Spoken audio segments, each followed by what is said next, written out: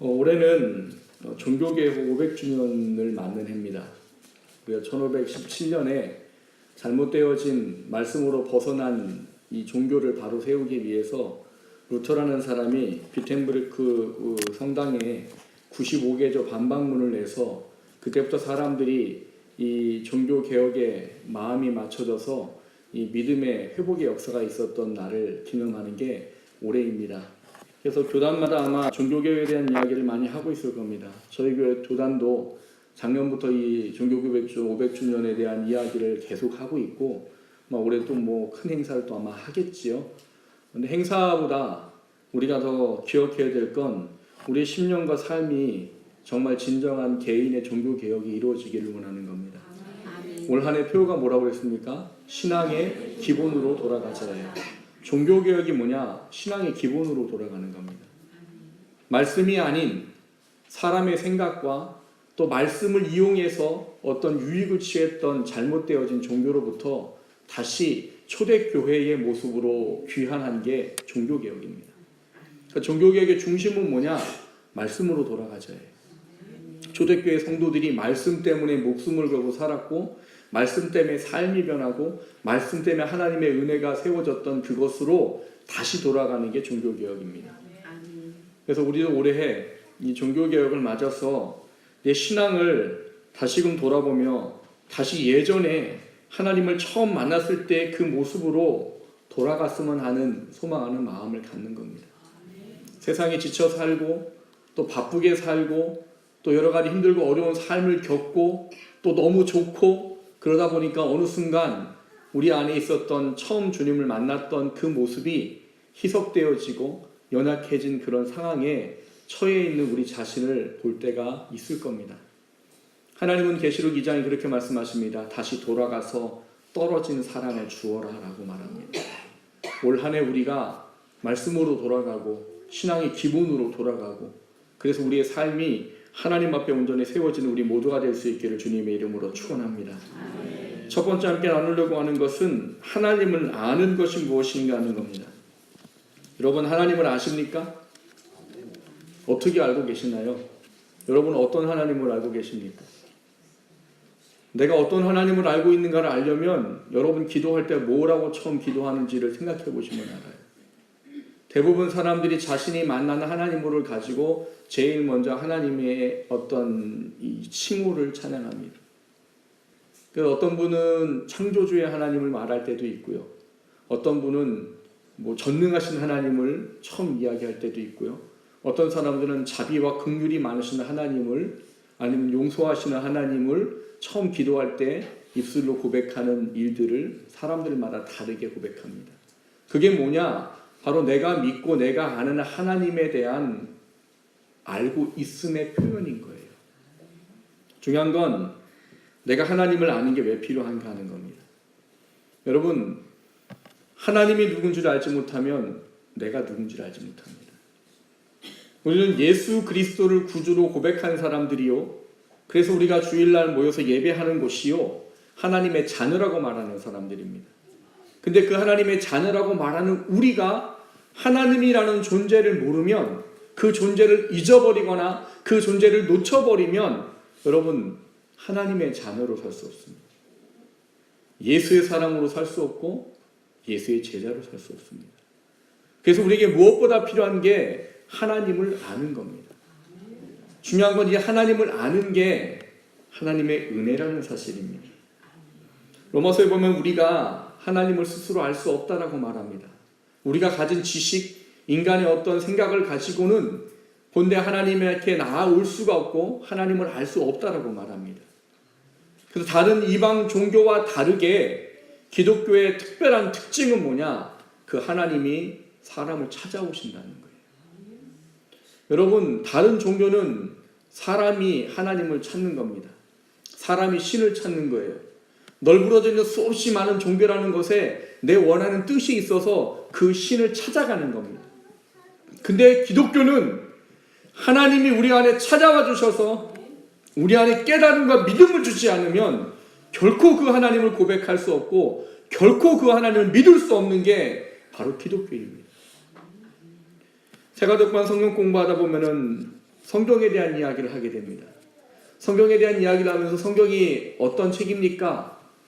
그 성경이 당신에게 어떤 것입니까? 질문을 하면 나름대로의 믿음의 고백을 하시지요. 그런데 그 가운데에는 초신자분들도 있으십니다. 그분들은 성경이 어려워요 이렇게 말합니다. 그럼 좀 신앙생활 분들 옆에서 맞아요 어려워요 이렇게 같이 얘기합니다. 성경이 어려워요 쉬워요? 성경을 쉽다라고 말하는 사람은 저는 본 적이 없습니다. 성경은 목사들도 어려워요. 늘 어려워요. 근데 한 분이 그런 얘기를 하시더라고요. 그 어려운 이유가 뭘까요? 하는 거예요. 여러분 성경은 왜 어렵나요? 이건 하나님이 영적으로 깨달음을 주시지 않으면 절대로 깨달아지지 않는 것이기 때문에 어렵습니다. 그래서 성경은 우리 안에 하나님의 영적인 깨달음을 통해서만 주어지는 놀라운 하나님의 비밀인 거예요. 그렇기 때문에 성경은 어렵다고 이야기합니다. 그런데 하나님이 찾아와 주시면 그렇지 않아요. 하나님이 찾아와 주시면 성경을 읽을 때 깨달음을 주시고 그것이 내게 어려운 것이 되지 않습니다. 우리가 믿는 종교는 하나님이 찾아와 주셔서 그분이 누구신지를 알려주시는 것입니다. 오늘 본문의 모세가 그런 거지요. 오늘 본문의 모세는 하나님을 잊어버렸고 모르는 상태로 오랜 생활을 살아왔습니다. 유대인으로 태어났지만 죽음 앞에 놓여있는 부모의 선택 때문에 나일강에 던져지게 되었고 하나님의 은혜로 바로 왕의 딸 공주의 양자가 됐습니다. 40년을 시간을 왕자로 살았지요. 왕자로 살면서 좋은 것을 다 누려왔고 모든 걸 누려봤기 때문에 그가 항상 늘 자존감은 아마 극에 달해 있었을 겁니다. 왕자잖아요. 왕자인데 뭐가 그 시대의 왕자는 어떤 거겠습니까? 극에 달아있는 상황인 거지. 근데 그런 모세가 하나의 사건 때문에 모든 것을 버려야만 하고 목숨을 부지하기 위해서 미디안이라는 광야로 도망치게 됩니다. 그 미디안이라는 광야 가운데 이 사람이 40년을 또 살게 됩니다. 근데 그 40년 동안 모세는 어떤 삶을 살게 되느냐? 자존감이라는 것은 바닥을 뚫어서 아예 기고 들어갈 정도로 자존감이 없는 상태로 살게 됩니다. 왜 그런가 하면 여러분 애굽 사람들한테 가장 천한 직업이 목축업입니다. 애굽에서 왕자로 살던 사람인 거예요. 40년을 살았으니까 그 나라가 어떤지 모르겠어요. 목축업이라는 게 뭔지 모르겠어요. 자기도 목축업하는 사람을 아마 때로는 천시하고 아마 그랬을지도 모릅니다. 그런데 자기가 그렇게 40년 동안 살면서 가장 천한 직업을 하나의 사건 때문에 지금 40년 동안 하고 있는 거예요. 여러분 회장으로 살던 사람이 망해가지고 어떤 편의점에 알바를 한다면 어떻겠어요? 그걸 만약에 자기네 그 직장 앞에서 한다고 생각을 해보세요. 자기 직장 사람들이 자기를 회장님이라고 말했던 사람인데 자기가 그 편의점에서 알바를 하고 있는 걸 보면 이 사람 마음이 어떨까요? 차라리 죽고 싶다고 생각하지 않겠습니까? 그게 모세예요. 그러나 죽을 수 없기에 양을 치고 목동의 일을 40년 동안 했고 그의 마음은 아예 자존감이 낮아질 대로 낮아져 버린 거죠. 근데 놀라운 건 그때 하나님이 찾아오셨다는 거예요. 40년의 시간이 지나 그가 80대의 노령이 되어서 이제는 모든 것을 내려놔야 될 시기인데 그때 하나님이 찾아오셨어요. 그리고 그때 하나님이 찾아오셔서 모세에게 중요한 큰 두 가지의 당신에 대한 깨달음을 갖게 합니다. 우리 또한 마찬가지입니다. 우리가 예수를 구주로 믿고 하나님의 자녀로 살면서 우리 안에 주어지는 그 놀라운 하나님의 은혜를 경험하는 건 하나님이 찾아오셨고 성령이 깨닫게 하셨기 때문에 우리 안에 주어지는 것이지 내가 뭔가 지식이 있고 지혜가 있어 할 수 있는 것이 아니에요. 여러분 세상의 지혜와 지식을 가지고 성경을 보십시오. 성경만큼 우매한 책이 없습니다. 성경만큼 황당한 책이 없는 거예요. 성경만큼 이상한 책이 없는 거예요. 세상의 지식과 지혜를 가지고 성경을 보고 그것을 이해하려면 이해할 수 없는 책이 성경인 겁니다. 근데 하나님이 찾아와 주시면 그게 믿어지더라는 거죠. 그게 내게 되더라는 거예요. 거기 말하는 이상한 이야기가 내 이야기가 되고 거기 말하는 놀라운 말도 안 되는 그 놀라운 일들이 내 안에 일어나게 된다는 거예요. 무엇보다도 얻을 수 없는 생명을 하나님이 찾아와 깨닫게 할 때 만나게 된다는 거예요. 모세를 찾아오셨어요. 그리고 하나님은 두 가지를 알려주셨습니다. 뭘 알려주셨느냐? 난 거룩한 자야라는 거예요. 여러분 신앙생활하면서 여러분이 하나님을 알려고 할 때 가장 중요한 건 뭐냐? 그분의 거룩하심입니다. 그분의 거룩하심은 뭐예요? 거룩이란 단어는 뭘 의미합니까? 원어를 풀어드리면 거룩이란 단어는 구별되다라는 뜻입니다. 잘라지다라는 뜻이고 나뉘어지다라는 뜻입니다. 그럼 왜 이 단어를 거룩이라고 우리는 표현했느냐? 거룩에 대한 개념의 의미를 하나님께서 뭐라고 말씀하시느냐? 나는 죄악된 것, 죄로부터 구별되어져 있는 가장 지고한 선이요, 가장 지고한 의요, 나는 가장 온전한, 하나님께서 말씀하시는 가장 옳다라고 말하는 죄로부터 구별된 존재다라고 가리키는 게 거룩이에요. 거룩은 뭐 이렇게 안개가 뿌옇고 뭐 이렇게 나타나는 이런 게 아니란 말이에요. 거룩은 죄로부터 구별되어져 온전한 분을 거룩이라고 말합니다. 근데 그 거룩이 죄인된 인간에게는 얼마나 두려운 건지 모르는 거예요.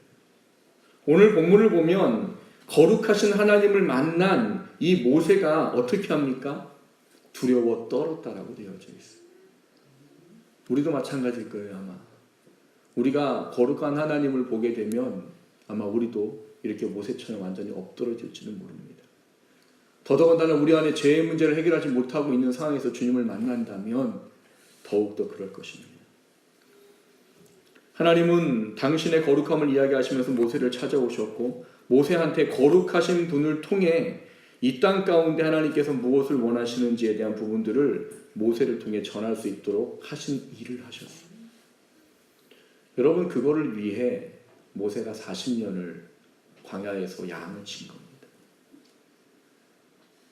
여러분 하나님의 일은 어떤 사람이 할까요? 하나님의 일은 능력이 있는 사람이 합니까? 하나님은 돈 많은 사람이 합니까? 하나님의 일은 재능 많은 사람이 합니까? 물론 그런 분들도 하셔요. 근데 여러분 능력이 있고 돈이 있고 재능이 있다고 해서 다 하나님을 하지 않습니다. 하나님의 일은 누가 해요? 하나님의 부르심에 응답하는 사람만 합니다. 하나님이 요청하실 때 거기에 순종하는 사람만 할 수 있어요. 하나님께 온전히 내어드릴 수 있는 마음을 가진 사람만 할 수 있습니다. 모세는 40년 동안 그것이 준비되어졌습니다. 자신의 모든 것이 다 없어져 버렸어요. 그 거룩하신 하나님을 만날 때 그 안에 비로소의 회복이 있고 하나님의 은혜가 있습니다. 오늘 본문에는 중요한 것을 우리에게 이야기합니다. 5절을 보시면 이리로 가까이 오지 말라. 내가 선 곳은 거룩한 땅이니 내 발에서 신을 벗으라. 이렇게 말합니다. 여러분 여기는 원래 거룩한 땅인가요? 호렙산은 원래 거룩해서 거기는 아무나 못 올라가는 건가요? 아닙니다. 하나님이 인도하신 전까지만 해도 척박한 땅이요. 가시떨기라는 물이 없어도 살 수 있는 그런 자그마한 관목들이 살고 있고 뭐 양이든 뭐 염소든 사람이든 뭐든 늘 통행하고 지나다니던 데가 호렙산이에요. 근데 하나님이 임하시니까 그곳이 거룩한 땅이라고 칭함을 받게 됐다는 거예요. 우리가 하나님의 거룩함을 알고 내가 하나님 앞에 얼마나 죄인됨을 알아야 하는 이유가 이거와 똑같습니다. 나는 죄인되지만 거룩한 하나님이 나에게 찾아오시면 나는 거룩한 자가 된다는 사실을 깨달아 알라는 거예요. 그게 우리가 하나님을 만나야 되는 이유요. 하나님을 알아야 되는 이유예요. 우리는 우리 스스로가 거룩한 게 아니에요. 내가 의로워서 하나님 나를 의롭다고 칭해주는 게 아닙니다. 그분이 내 안에 찾아오셨고 거룩한 부분이 내 안에 거하시고 거룩한 분이 내 안에 주인이 되셔서 내 안에 내주하시고 계시기 때문에 내가 거룩해지는 거예요. 그분이 내 안에 있기 때문에 내가 의로워지는 것이지 내가 의로워서 의롭다고 되는 게 아니에요. 내가 거룩하기 때문에 거룩해져야 되는 것이 아닙니다. 우리가 하나님을 알아야 되는 이유는 그거예요. 그분을 통해서만 내가 그렇게 될 수 있다는 깨달음을 얻지를 못하면 우리는 합당한 삶을 할 수 없는 거예요. 하나님은 모세를 부르시고 그것을 깨달으라 하신 것이 오늘 본문의 이야기입니다. 우리는 내게 찾아온 분이 누구신지를 분명히 알아야 합니다. 그분 없으면 여러분 우리는 거룩할 수 없어요. 그분 없으면 우리는 의로울 수 없어요. 그분이 없으면 우리는 죄사함의 은총을 받을 수 없어요.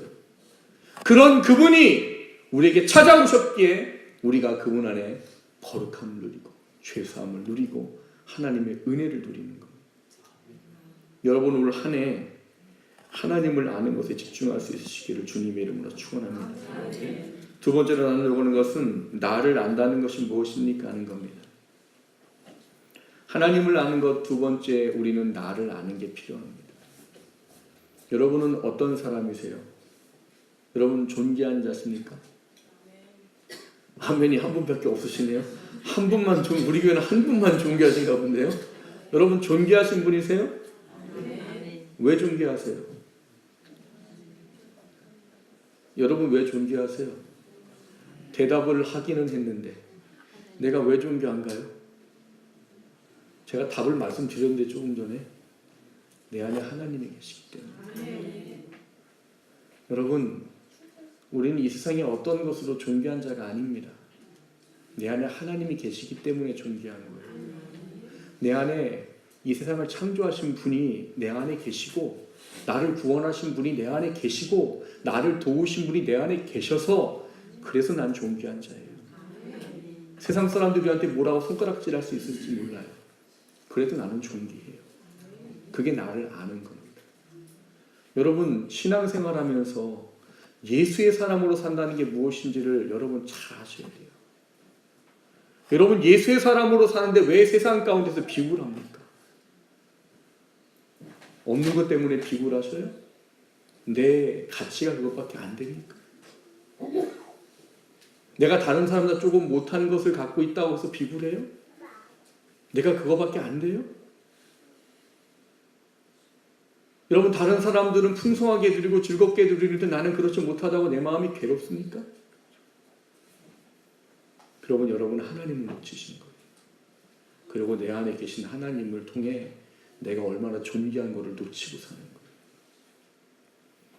세상 사람들은 보이는 것 때문에 존귀하다고 여기지만 하나님은 예수를 믿고 하나님을 고백한 것 때문에 우리를 존귀하다고 말하십니다.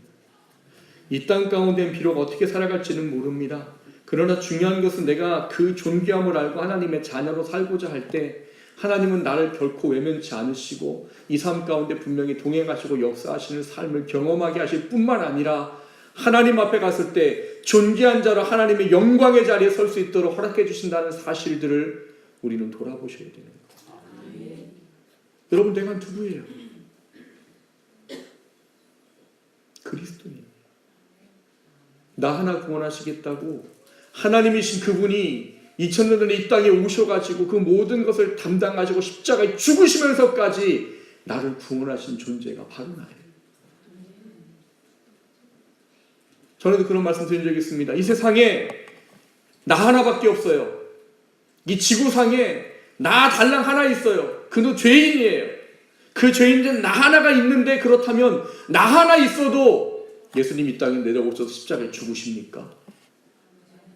죽으셔요. 죽으십니다. 우리의 어떠함이 아니기 때문이에요. 단지 하나님이 나를 사랑하시고 나를 택하셨기 때문에 나 혼자 있어도 주님이 이 땅에 와서 죽으셔요. 그게 우리예요. 여러분 세상 살면서 요즘 기독교가 많이 욕을 먹기 때문에 사람들이 예수 믿는다는 거 부끄러워하려고 합니다. 그렇게 하지 말라고 말씀드렸어요. 왜 부끄러워요? 물론 잘못한 사람들 때문에 우리한테 질타가 돌아올 수는 있겠지요. 근데 그래도 우리 부끄러워하면 안 됩니다. 왜요? 나는 그 사람처럼 하면 안 되니까. 그리고 나를 통해서 그리스도인이 그렇지 않다는 걸 보여주면 되는 거예요. 내가 왜 부끄러워요? 몇 해 전에 목사님들 여러 가지 사건 터질 때 주변의 목사님들이 그러셨어요. 아유 어디 가서 목사 말하기 창피하다고. 저는 그랬어요. 왜 창피하냐고. 내가 왜 창피하냐고. 목사가 왜 창피하냐고. 목사라는 건 창피한 게 아니에요. 그 잘못한 사람이 창피한 거지. 연대 책임이라고 말하는 분들도 계셔요. 근데 아닙니다. 창피한 게 아니에요. 내가 예수 믿는 건 창피한 게 아니에요. 하나님의 자녀인 건 창피한 게 아니에요. 세상이 뭐라고 하든 창피한 게 아니에요. 그게 내가 하나님을 알고 나를 아는 삶의 모습입니다. 그럴수록 내가 예수 믿는 사람으로 더 세상 가운데 하나님의 사람으로 살면 되는 거예요. 그 사람들에게 예수 믿는 건 그런 게 아니라는 걸 보여주면 되는 거예요. 내가 하나님의 자녀로 하나님의 사랑을 가지고 살면 그 사람들의 잘못된 시각과 생각을 바꾸는 일을 우리를 통해서 하는 거예요. 그게 나를 아는 겁니다. 여러분이 어떤 자인지를 알지 못하면 여러분 세상 가운데 예수의 사람으로 살 수 없습니다. 내가 누구인지를 부끄러워 여기면 내가 하나님을 아는 믿음 안에 살 수 없어요. 올해 여러분 나를 안다는 게 무엇인지 다시 한번 돌아보십시오. 그리고 소망감을 품으셔야 됩니다. 나를 통해 내 주변에 있는 사람들이 하나님을 알 수 있도록, 내가 하나님을 알듯이 그들도 하나님을 알고 존귀한 자가 될 수 있도록, 그거를 위해서 여러분 반드시 하셔야 될 게 신앙의 기본으로 돌아가셔야 돼요.